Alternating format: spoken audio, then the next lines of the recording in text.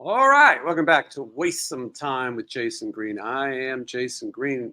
By now, you know the deal. Make sure you like this video, subscribe. My guest today, the pride of Paramus, New Jersey, Pete Loran is here. He is the singer for Trickster. I don't know if you call him the former singer for Trickster, but I'm not willing to accept that. I'm just going to call him this. There's only one singer for Trickster for me, and in honor of his appearance today, I put on my flannel. I don't know how many people watching realize that Trickster was way ahead of the grunge movement. I grew up on the East Coast, and Trickster was one of those bands that people knew of and heard of long before their record came out. The band had a long career for young guys before the record came out, but everybody talked about Trickster, and it was a time when if you were living in New Jersey or New York or tri-state area, you would probably heard about them, and by the time the record came out, there was already a built-in audience. But Pete will talk about it because I have been confused about what the state of Trickster is. For the longest time, they are one of the only bands that kept their original lineup. Aside from Trickster, Pete has new music. It's available right now, and I want to make sure you go to the link in the description. Check out his new single, Around Again, and it's really good, and I think fans will enjoy it, and we'll get to that and more right after this. Just wanna waste some time with you. Time seems too good to be true. Nobody I'd rather waste time with than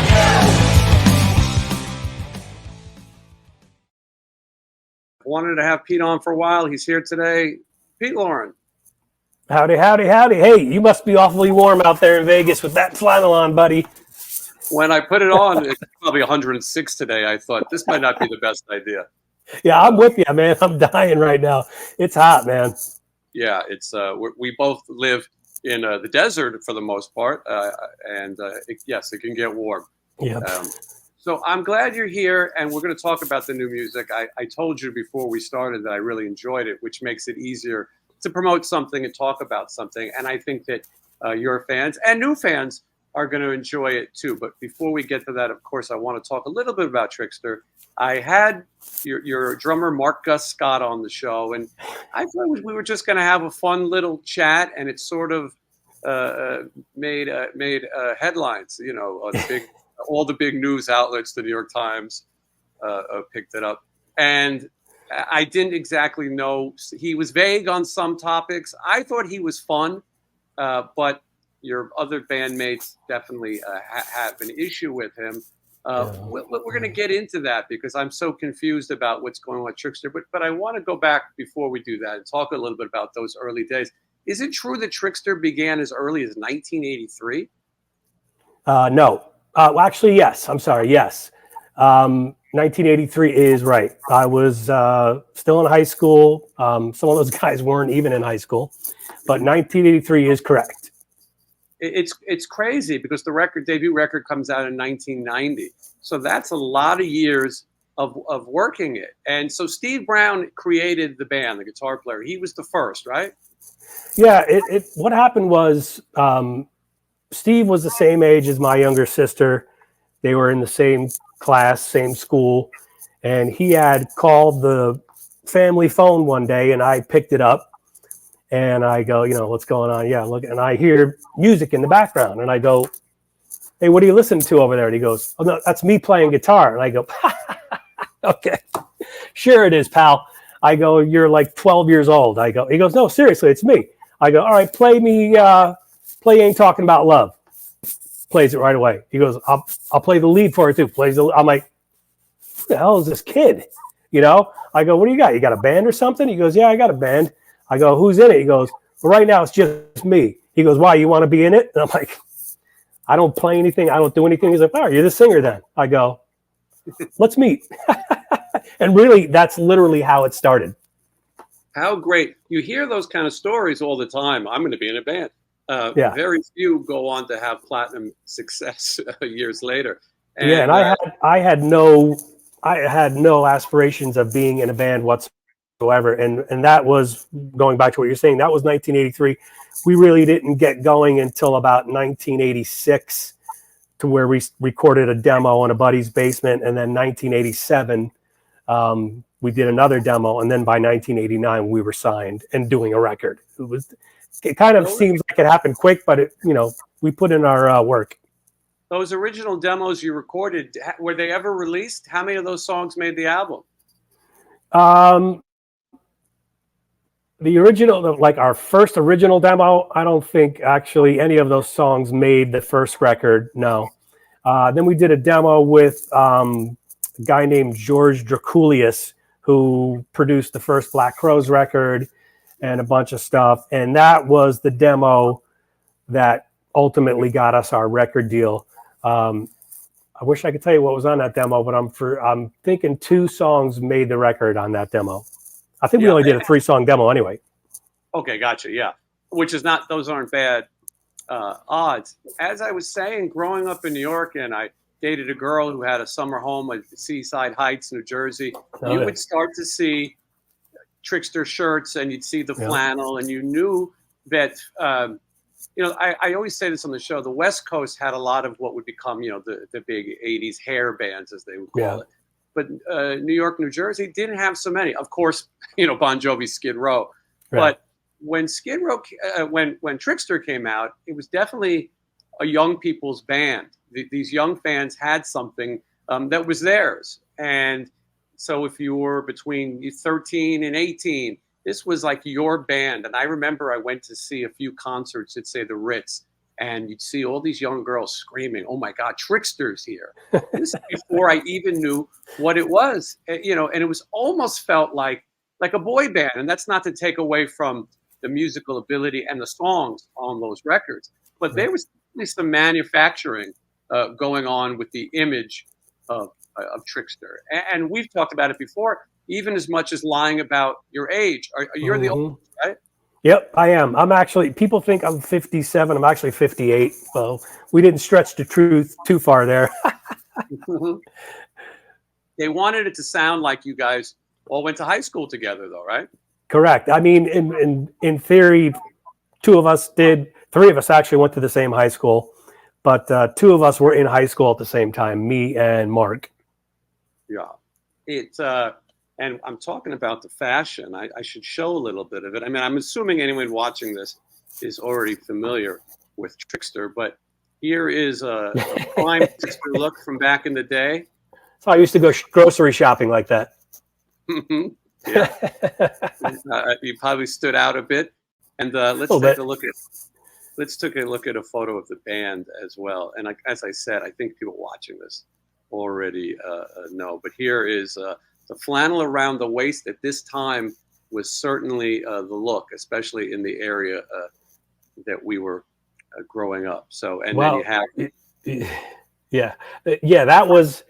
that was actually one of the photo shoots where it all started. And that's really, I had that flannel with me because I always wore them all the time. And I just decided I'm going to put this around my waist for whatever reason. And literally it started in that photo shoot. And that was in LA. It's funny. And you kind of had to keep it. It became your thing. It was also funny at this time, PJ wearing a Metallica shirt. Yeah. It was one of the things where you'd see bands wear shirts that sounded nothing like their own band. But it added a little bit of a street cred, toughness. I remember. Yeah, we were edgy. Yes, Kip Winger wore a metal church shirt in one of his videos. He told me it came off the wardrobe rack. He said, I had no idea. That's great. But so with all of this said, the fashion was a big thing. Metal Edge magazine was a big thing. There was a color spectacular Trickster magazine. It's probably a collector's item now. But these things were big, and a lot of the bands, some of these bands, I knew them more for their pinups in the magazines than I knew for their music. Fortunately, Trickster was able to escape that, get a following on MTV.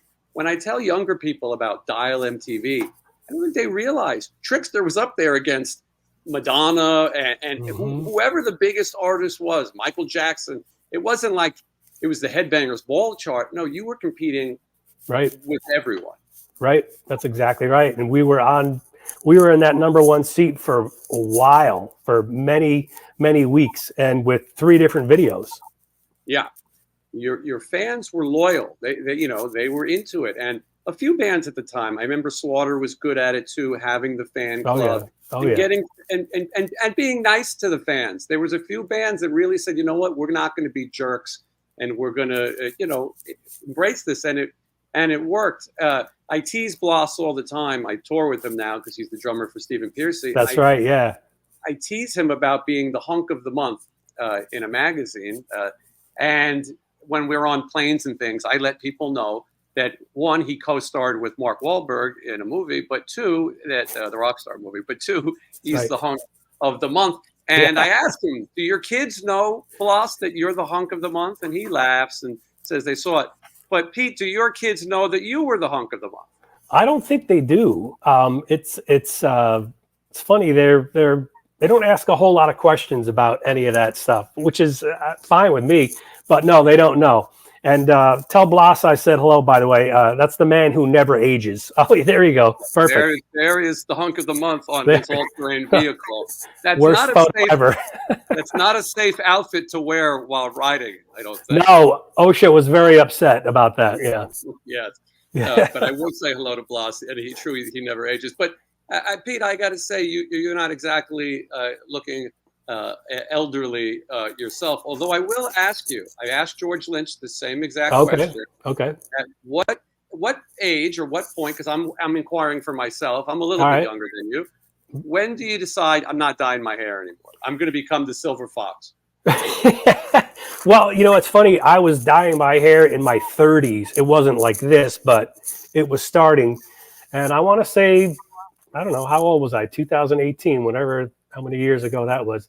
5, 6 years ago, I just was like, I'm done. I'm like, I'm done coloring my hair. It's just such a process. It's such a hassle. My hair grows really fast too. So I color my hair, and then, you know, a week and a half later, I'm already seeing it coming in. I'm like, you know what? Let's see what it looks like. Hopefully it looks pretty good. And luckily I have hair, and, you know, it's gray, but it doesn't look awful. So I said, I'm sticking with it. I think you pull it off, and as you said, probably easier to manage. I want to ask one more thing about the kids. Do they show interest in going to music as well? Not really. Both of them, over the last several months, took one of my acoustic guitars just to have in their room. So I just let them do them. You know, they've always been around. I've got guitars. I've had drums around. They've always had this stuff around. They just never really, like, were totally into it. You know, they're still young, so maybe one day they will be. But I was never the type of guy to go, this is what you're going to do. You know, you're, you know, Michael Jordan's kid. You're playing basketball, you know, that type of thing. They want to do it. They want to do it. If not, that's fine too. You know, I'm not gonna force them. I don't force them to do anything in life. I don't force them to play sports. You know, I encourage them to do what they like. I think that's a good parenting tip right there, because kids are going to follow their own dreams and have to make their own path. And at some point, maybe they do start to see your career a little bit and look back and think, hey, you know what, this isn't such a bad thing, or completely different music, or a completely different field, and which is great. At least you're supportive in what they do. So we're talking a little bit about the past. I want to talk about the present of Trickster, at least, because a lot of people are confused. I did that interview with Gus, and he didn't completely say what he did wrong or what they believe he did wrong. I've done some homework, and I think I figured it out. I was joking that I was going to reunite everyone and I could fix this.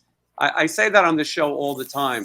And I do have some track history of reuniting people. I got Phil and Tracy from like Guns back together. They certainly hated each other at some point.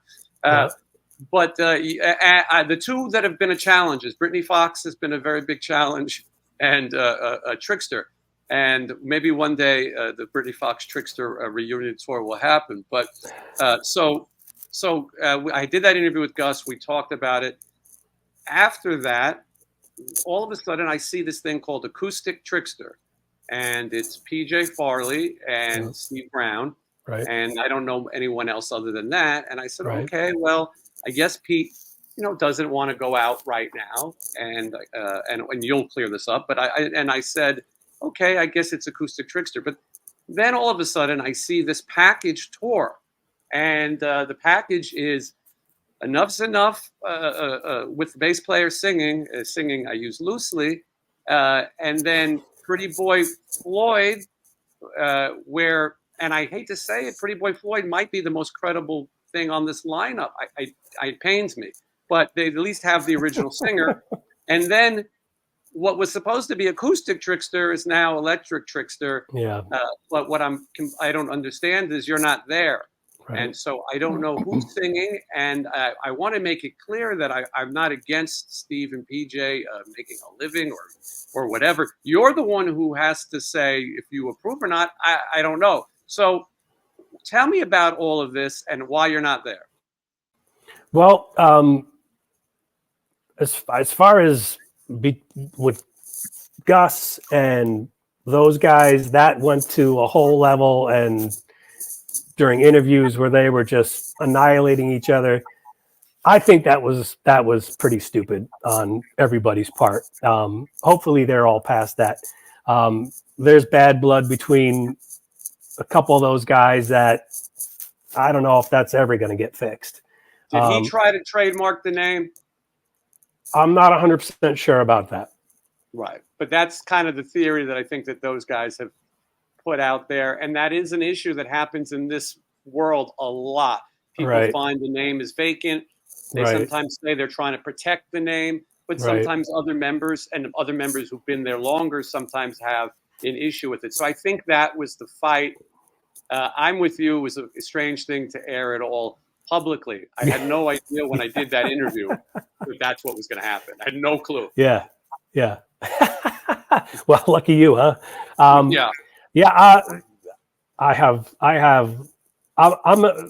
thinking there's a lot more going on there than, just what you think. Probably years and years of stuff, that just erupted.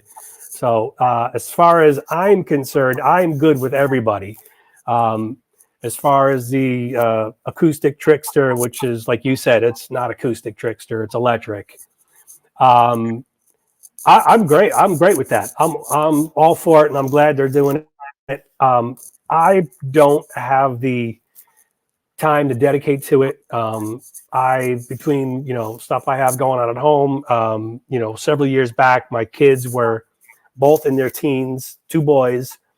So to do fly out dates every weekend and be gone from Thursday to Monday or whatever it is, I felt like I was missing a lot of time there where things could go sideways, especially with kids at that age. So I wanted to be around for that. And also too, just financially, it wasn't going to make things work for me anyway. So I stepped back, and I told those guys, do your thing, and like you said, it started out as an Acoustic Trickster, but it's really not. They call it Trickster, which is fine with me. I have no problem with that at all. Yeah, I think that was the main thing. And maybe in some ways they're exposing people to the music of Trickster, and people are getting to hear that music. Who sings the songs? Steve does. Steve sings them. He sings them real good. I mean, for all intents and purposes, they're his songs. Most of the melodies, lyrics, they're all his anyway. So, I mean, but I'm the voice known to sing those songs from, most of the people. But he has no problem getting up there every night and doing them. Some of those songs are real tough to sing. And he's doing a great job with it. Yeah. As a matter of fact, they were here in March, and PJ had reached out to me and said, hey, we're coming through Phoenix area. You should come down and say hello. And I had seen him several months before that. He was coming through here on a tour with Fozzy, with Jericho. And it was the first time I had seen him in a while. And it was, it was good for us. So we stayed in touch. And then he said, you want to come down? I said, I'll come down. He goes, you want to jump up and do a few songs? And I was like, oh, shit. Yeah, I got to. So I did do that. I jumped up and did a few songs. I hadn't seen Steve in years. That was good. We needed to see each other, and just, look each other in the eye and go, we're good. We're all good, So that went really well, actually. And it was great for the fans that were there. They weren't really expecting that. And it was surreal for me to sit back there and watch those guys playing those songs. And I'm going like, this is very strange. But it was, once I got up there with them, it was just like, riding a bike, Yeah, and I think it's important that fans see that you're okay with it. Yeah, I It's am. strange, but that you're okay with it, and they're not trying to hide your legacy from the band. It's not like they go out there and pretend it's something different. People Right. know it's those guys playing those songs. Right. Now, do you think that there's ever a chance you would do it again? I don't think so. If you're talking about jumping up with them here and there, yeah, maybe I'll do that. But as far as like, what they just did, or what they're in the process of doing with Enough's Enough and whatnot, and doing, like a mini tour, I won't do that. No, it's tough. It's tough. That's a rough way to travel. Oh yeah. No one's getting rich. I don't mean that as an insult. No, it's hard. you're absolutely right. That factored in for me a lot of my reasoning for not to be able to do that. Mhm. Are you the only one with kids? No, everybody has kids. Okay. Yeah. I mean, so sometimes it's harder. I mean, listen, if you have a family, everyone looks at it differently. And sometimes being on the road, one of the things about touring is that you miss so many events. You're going to miss your friends' graduations. You're going to miss your kids' birthdays. It's just Right. part of that lifestyle that Right. you learn to accept. And sometimes it comes a time when it's not worth it. Trickster wasn't, maybe if Trickster was Skid Row or a next level, maybe the money would be different, and maybe the comfort of touring would be different. But as you said, to do those fly dates is hard. And as I said, I think it's kind of nice that the music is being heard. It is such a younger audience, Pete. You must see this. Do you see how young your fans are now? Yeah, it's very interesting. It's really surprised, to be honest with you. Years ago, I didn't think that was going to be the case. There were times, in that scene, there was the peaks and the valleys and the ups and the downs, and there was times when you would think this is over. Grunge, Right. the first time around, of course, we thought, well, that was that. Right. And then there was that comeback, and the artists started getting signed again, making new records. You guys made a new record. Yeah. People started, and then it felt like maybe, okay, it's a nostalgia thing. And then all of a sudden, people are quick to bash Spotify and places like that because they don't compensate the artists as well. Right. But it also gets your music instantly in these people's hands, and they start with one song and they go to the next. And if they like you, they'll share pictures and all these things. And then all of a sudden, these bands that we might have forgotten, and some of them we didn't even really remember, are on the eyes of people. And if you had a good song, a lot of things, just like this channel. When I was younger, I went to school for journalism, but so you work for MTV, you have to audition, and a casting director had to like your look. Now, with YouTube and things like this, you think you got it, the audience will decide if you got it. Well, that's what's happening with music now. The audience will decide. These young people, they're going to pick the singles. They're going to listen to those Trickster records and say, I like Heart of Steel better than, whichever, this should have been a single. And I think it's great. I'm on the road. I see it. I see these young people who are really touched by this music. And a lot of them probably never thought they'd get to see any members of some of these bands. Wow. Yeah. Well put. Oh, yeah. Great analogy for sure. Yeah, you're right. And that brings us to new music. As much as I was looking for a blabbermouth clickbait headline, I'll let the other guys do that. New music, Around Again. Yeah. Tell me, had you been working on music for a while, or how does it come about?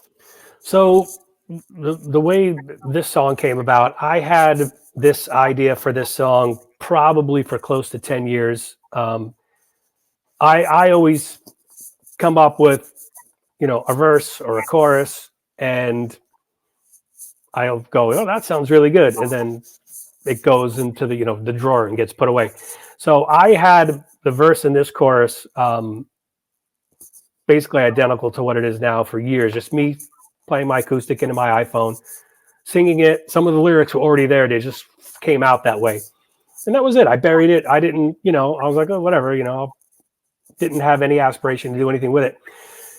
Fast forward to a couple years ago, I was at a party with a bunch of people, and this guy walks in with 3 acoustic cases, and he puts them down, and each one is a nicer vintage Martin than the next, and so on. And I'm like, okay, who's this guy right here? So I'm getting introduced to him, guy named Rooster, from big shredder guy in Colorado, ended up going to Nashville, decided going to learn how to be a Nashville session musician, chicken picking, all that stuff. Absolutely masters all of that stuff. Does tons of Nashville sessions. Naturally, a guy named Rooster would master chicken thing. Yeah. So he ends up moving here to Scottsdale. That's where I met him. Through the grapevine, he heard that I've got a bunch of ideas sitting on my phone. And we see each other for the second time at this bar up in Cave Creek. And we start chatting it up a little bit. And he goes, hey, here you got a lot of ideas musically. And I go, yeah, I got some stuff. He goes, we talk easy. He goes, you should send me something. Send me your number. Send me some idea. He goes, let me see if I can put something together. So I'm like, okay, let's see what happens. Send him the idea. And he sends me back pretty much a fully arranged song with my verse and my chorus. He adds a bridge. He adds a pre-chorus. He adds an intro guitar hook thing. And I'm like, holy shit, what the hell just happened? I go, this is a friggin' song right now. So he goes, let's record it. So we record it. Initially, it had more of like a country thing to it. He was playing a lot of slide guitar on it. And then we came over here to my place and we tracked the vocals. And he says, this is a rock song. And I go, okay. He goes, let me go recut everything. So he went and recut everything. And then we matched it all up. And he goes, what are you going to do with it? And I go, I'm nobody. I'm not going to do anything with this song. I go, let me see if I can get somebody else to cut it. Somebody who's, got some clout in the biz. So I reached out to a few people, sent them the song. They're like, hey, this is really good. But, it's tough to get it to people. And if you don't have a publishing deal, it's tough to get your song out there. So I hit a couple of dead ends real quick. And then I was just like, okay, that was that. And then he goes, why don't you just release it on your own?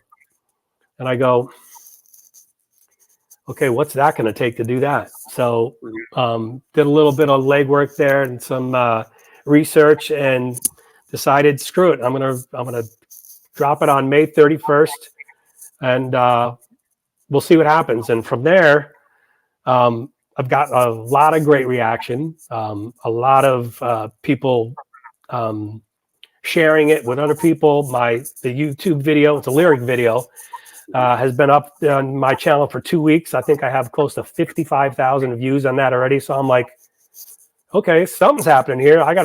Maybe I got to keep this thing going, Eddie Trunk played it on his radio show as well. Yeah, I had text him, and I hadn't talked to him in years. And I go, hey, it's me, and I got this new song. I want to see what you think about it, basically. And he was like, okay, I'm not sure if I can do anything. Send it to me. And I sent it to him. And I think that same day he texted me back. He's like, hey, this is really good. He goes, I think I'm going to play this on Hair Nation. He goes, send me the WAV file. So it's a much, better quality. And he ended up playing it like a week before. And he told me, text me 3 minutes before he played it. Hey, I'm going to play your song. I'm like, what? What is happening right now? I mean, it's not really a Hair Nation song, but the fact that he did that was pretty cool. I was pretty surprised. And your association with that world, obviously. Exactly. That was a good thing. Yeah. And it's interesting because I feel like, Pete, I feel like for you, there's no pressure on you in this. Whatever happens with the song happens. You did it because you wanted to record this song, and and it came along. But whether it gets 1 million downloads, 5 downloads, 50,000 views, Who cares? there's no pressure on you, and it's not. You're not trying to. You're not calling it Trickster. There's another band doing that, Yeah. but no, you're and it's up to the people to decide whether they like it. And I told you before we started, I said, boy, I hope it's good because, and I thought maybe he's going to have some crazy country song or try to mix it up and do something completely different. And while it's maybe different, I think that fans of Trickster will like it. I also think there's plenty of people who will discover this song and enjoy it, who might not have even known about Trickster. You're your own person now. And the question then is, so it's doing well. And I want people to go into the description, click on the link, and watch the lyric video on YouTube. And you can also follow Pete on social media to find out what's next. We'll have the links to that. But so what is next? Will there be more? So, you almost, you nailed it. Basically, when I said, okay, I'm going to release this, and the feeling was I have no expectations. So if it does nothing, I lose nothing. If it gets noticed, that's pretty cool. It's getting, to me, in my opinion, it's getting noticed more than I expected, which is great. So it has maybe a little bit of a fire underneath me to do some more music, maybe some more stuff on my YouTube channel, some content that's not music, some behind the scenes stuff. I got a lot going on here at the house. I've got a decent sized property. There's, always something going on out there. So maybe a little bit more stuff like that. It seems like pretty interesting to me now these days. Song wise, I've already got another song done that was recorded probably about 5 or 6 years ago. Between Gus actually plays drums on that. Another really good friend of mine, Jordan Ziff, plays on that. He actually wrote it with me. That song's been done for many, many years. So we're in the process of making a real video for that one as we speak. So that's going to be the next one up. Rooster and I are going to get back together. We got a really good chemistry. We're going to do some more songs, and we'll see what happens. I'm not saying, I'm going to go out and tour, because I don't think that's ever going to happen. But if I can release stuff to my YouTube channel, my socials, if I can get some traction there, I feel like that's kind of a way for me to go. Yeah, it sounds like it. And at some point, maybe you want to play an M3 or a cruise or one of these type of things. Touring, no, maybe it's not in the cards. But you know what? I think those places would be excited. Those kind of venues, the cruises and the M3s, and I'm missing the others. But those are places where people want to see you. They want to see the people they haven't seen. In 2007, I started this thing in Vegas, the Sin City Sinners, which you had been a part of many times. And what I realized at that time is that the guests that hadn't been seen a lot would sometimes do better than the guests that were always on tour. We'd bring in somebody, famous who'd been on tour, but people had seen them. And some of the legendary people didn't get. I brought in Sylvain from the New York Dolls. No one got it. Now they would go, oh my God. But I said, let's bring in people that were in bands that we all grew up on, but maybe aren't together. At that time, Trickster was always kind of on and off. And so I said to you, why don't you come in? Todd Kearns was the singer, and he joined Slash's band. We needed a singer. We needed it fast. It was sort of like, I'll be gone tomorrow. Let's call Pete and see how many of these he'll do with us. And you did some really fun shows. We always sort of have this hodgepodge of guys, and it was really great to have you involved in those things, because it was fun. It was fun to have you also sing songs outside your normal wheelhouse. Yes, I love that. That was a great thing you guys did with that. That really, I thought it was really successful from at least what I could tell. And it was always great seeing those guys. And whenever I came in, whether there was, Todd was there, or, Zach Throne, or, whoever, there was always quality guys playing. Jimmy Crespo, it's like, great. I think Jimmy Crespo played "Give It to Me Good." I think. Yeah, I mean, I'm singing an Aerosmith song, which I'm like nervous anyway, right? Trying to do that, and I'm looking back and I'm looking at Jimmy Crespo, and I'm like, what is happening right now? And the guy had the best tone. Oh my God. Yeah. Yeah, really great. You got it, and I'm glad that you were able to see it and to play with him. Yeah. When I managed him, I realized he was really one of the best guitar players that people just didn't know about. Oh yeah.